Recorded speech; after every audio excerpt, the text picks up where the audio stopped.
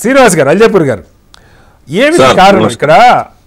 2-3 అంశాలు. సరే, వాస్తవంగా మహావికాస్ అఘాడీని చీల్చే ప్రయత్నంలో గతంలో అజిత్ పవార్ ఫెయిల్ అయ్యాడు. ఆయన వచ్చాడు, ప్రభుత్వాన్ని ముఖ్యమంత్రిగా ప్రమాణ స్వీకారం చేశాడు, దాన్ని నిలుపుకోలేకపోయాడు. ఆయన వెనకాల ఎవరు రాలేదు, ఆయన వెనక్కి వెళ్ళిపోయాడు. ఆ తర్వాత మహావికాస్ అఘాడీ ప్రభుత్వం ఏర్పడిన తర్వాత చాలా కాలానికి ఏకనాథ్ షిండే బయటికి రాగలిగాడు. పూర్తి స్థాయి ఎమ్మెల్యేలతో రిస్క్ తీసుకొని రాగలిగాడు. ఆయన నుంచి ఎవరు వెళ్ళిపోలేదు. ఆయన రావటం కారణంగా మీరు 2.5 ఏళ్ళు అక్కడ ప్రభుత్వాన్ని ఏర్పాటు చేయగలిగారు. ఇది వాస్తవం. ఆ తర్వాత మళ్ళీ చాలా కాలానికి అవసరం లేకపోయినా కూడా అజిత్ పవార్ గ్రూపును కూడా బీజేపీ కలుపుకున్నది. బహుశా ఎన్సీపీని, ఉద్ధవ్ థాకరే, శివసేనని పూర్తిగా దెబ్బకొట్టాలని ఉద్దేశం కావచ్చు, రాజకీయాలు అవన్నీ కరెక్టే కావచ్చు. అలాంటి ఏకనాథ్ షిండే మొన్న పార్లమెంట్ ఎన్నికల్లో ప్రధాని 3వసారి ప్రధాని అవుతాడన్నా కూడా జనం ఓట్లేయాలి. అక్కడ 28కి 9 గెలిచింది బీజేపీ. ఇవాళ ఇంత భారీ మెజార్టీ రావటంలో ఆయన తీసుకొచ్చినటువంటి పథకాలు కానీ, లేకపోతే ఆ మరాఠా ఫేస్ కానీ, బీసీ నాయకత్వం కానీ, వీటన్నిటిని పక్కకు పెట్టారు. సరే, అదొక అంశం, మొత్తానికి ఒప్పించినట్టున్నారు. కానీ ఆయనకి హోమ్ మినిస్టర్ కూడా ఇవ్వటానికి సుముఖంగా లేరు. అందుకే ఆయన ఈరోజు కూడా, రేపు ప్రమాణ స్వీకారం ఉంటే ఈరోజు కూడా ప్రభుత్వంలో చేరమా, ఏ పదవి తీసుకుంటాం అన్నది చెప్పకుండానే గవర్నర్ని కలిశారు. ఇంకా ప్రతిష్టంభన ఉంది. ఇది ఎలా అర్థం చేసుకోవాలి? ఫస్ట్, భారతీయ జనతా పార్టీ ఏ ఒక్క మా అలై పార్టీని పోగొట్టుకునే కోరుకోదు, వెళ్ళిపోవాలని కోరుకోదు. భలే మాకు 132 ఉన్నా 10 మంది సరిపోతారు, ఇంకో 13 మంది మాకు ఇండిపెండెంట్ కలిపి 137 ఉన్నారు, అయినా 8 మంది అయితే సరిపోతారనే ఆలోచన మాకు ఎప్పుడు ఉండదు. అది మంచి పద్ధతి కూడా కాదు, విశ్వాసం పోతుంది, మా ఆలోచన కాదు. ఇక 3 పార్టీలు కలిస్తేనే ఒక విజయం సాధ్యమైందనే విషయం మేము మొదటి నుంచి చెప్తూ వస్తున్నాం. అంతకుముందు కూడా 3 పార్టీలకు కలయిక సమన్వయంతోనే మేము విజయాన్ని పొందగలుగుతామన్న ప్రచారంతోనే మేము మా యొక్క స్ట్రాటజీ నడిచింది, వేరే ఉద్దేశమే లేదు. ఇక ఇంటర్నల్ గా అజిత్ పవార్ కావచ్చు, శివసేన యొక్క షిండే కావచ్చు, వాళ్ళ కారణంగా పర్సనల్ పార్టీల యొక్క వ్యతిరేకత ఇంటర్నల్ గా జరిగినటువంటి భేదాల కారణంగా బయటకు వచ్చినారు. ఒకరేమో పవర్ కోసమే అనుకుంటాం. అజిత్ పవార్ గారు ఎన్నాళ్ళు మా పెద్ద నాన్న మొత్తం కూడా నడుపుతా ఉంటారు, నాకు అవకాశం రాదా, పెద్దకం ఇవ్వరా నాకు అని చెప్పి ఆలోచన కూతురుకే ఇస్తా ఉన్నారని చెప్పేసి ఆయన బయటికి రావడం. రెండవది, షిండే సంథింగ్ డిఫరెంట్, ఒక లాజికల్ రీజన్ ఉంటారు.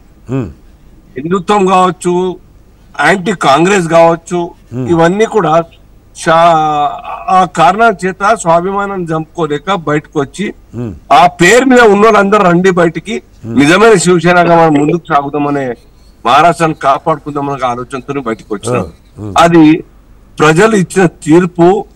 ఆ యొక్క పార్లమెంట్ ఎన్నికల్లో కొన్ని సీట్లు తక్కువచ్చినా ఈ ఎన్నికల్లో ఆయన నాయకత్వానికి మరి డెఫినెట్ గా జై పలికినారు. అంత మాత్రాన Bharatiya Janata party weekend party కాదు, బలం తక్కువ పార్టీ కాదు. లేదు, భారతీయ జనతా పార్టీ ఎప్పుడు కూడా మీకు 2014 నుంచి మీరే సింగిల్ లార్జెస్ట్ పార్టీ, దానిలో ఏం సందేహం లేదు. కానీ మీ బలం సరిపోవట్లేదు. మీకు గతంలో 100 సీట్లు ఉన్నా కూడా ఏకనాథ్ షిండేని ముఖ్యమంత్రి చేశారు, మీరు మర్చిపోతున్నారు. అదే ఇప్పుడు ఆ కాంగ్రెస్ కూటమి మళ్ళీ పవర్ లోకి రావద్దు, దాని ద్వారా నష్టం జరుగుతుంది మహారాష్ట్ర ప్రజలకన్న ఉద్దేశంతో ఆ పూకటి వేలతో పీకేయాలి ఆ యొక్క ప్రభుత్వానికి ఆలోచన ఉన్నది. అది సక్సీడ్ అయినా. సో భారతీయ జనతా పార్టీ మొన్న 28 పోటీ చేసి 9 మాత్రం గెలవడానికి, మిగతా ఓడిపోవడానికి ఈ ఫేక్ నెరేటివ్స్ కాంగ్రెస్ పార్టీలో స్ట్రాటజీ తయారు చేసి దాని కొద్దిగా ప్రజలు నమ్మినారు. రిజర్వేషన్ తీసేస్తాం సార్, చెప్పండి, రాజ్యాంగం మార్స్తామా? 10 సంవత్సరాల కాలం పాటు ఈ దేశాన్ని కాదు. ఇవన్నీ ఓకే సార్. నా ప్రశ్న, ఎందుకు ప్రతిష్టంభన నెలకొంది? ఏకనాథ్ షిండే సంతృప్తిగా ఎందుకు లేడు? కనీసం ఆయనకి హోంశాఖ ఇవ్వటానికి కానీ, అర్బన్ డెవలప్మెంట్ ఇవ్వడానికి కానీ, ఫైనాన్స్ ఇవ్వడానికి కానీ ఎక్కడైనా ఎవరైనా అఫీషియల్ గా స్టేట్మెంట్ ఇచ్చినారా? ఏకనాథ్ షిండే గారు ఇట్లా హోమ్ మినిస్టర్ అడుగుతున్నారు అన్నారా? ఆయనే మాట్లాడాడు కదా సార్. కాదు శ్రీనివాస్ గారు, కొన్ని గంటల ముందు ఆయనే మీడియా ముందే మాట్లాడారు. రేపు ప్రమాణ స్వీకారం చేస్తారా మీరంటే అది రాత్రికి తేలొచ్చు అని చెప్పి ఆయన చెప్తా ఉన్నారు. అంటే ఇక మరి అంతే కదా దానికి అంత అని అలాగని నేను హోమ్ మినిస్ట్రీ అడుగుతున్నా, ఇస్తేనే చేస్తాను వీరు చెప్పలేదు. మా పార్టీ నాయకులు కూడా హోమ్ మినిస్ట్రీ అడుగుతున్నారు, సాధ్యమైతే కాదు ఇంకేం డిసైడ్ చేయలేదు. అని ఆ విషయం చెప్పలేదు.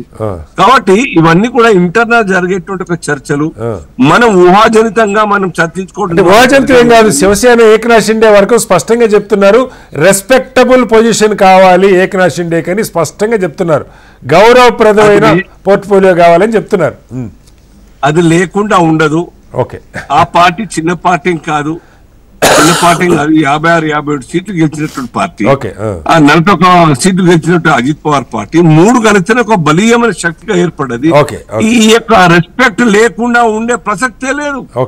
అంత మనసారా మా మనసు నిండా గౌరవం పార్టీకి కానీ, పార్టీ పట్ల కావచ్చు, సిన్నే పట్ల కావచ్చు. ఎక్కడ కూడా వారు 2.5 సంవత్సరాల కాలంలో కటారి గారు ఒక్క అవకాశం అపోజిషన్ పార్టీస్ కి అవకాశం లేదే. అడ్మినిస్ట్రేషన్ లో తప్పులు కావచ్చు, అక్రమాలు కావచ్చు, అహంకారపూరితమైన మాట కావచ్చు, ముఖ్యమంత్రి కాగానే తన బిహేవియర్ లో మార్పు ఏమి లేదు. అంత సక్సెస్ఫుల్ గా మేము మనసారా మేము ఆ యొక్క నాయకత్వాన్ని.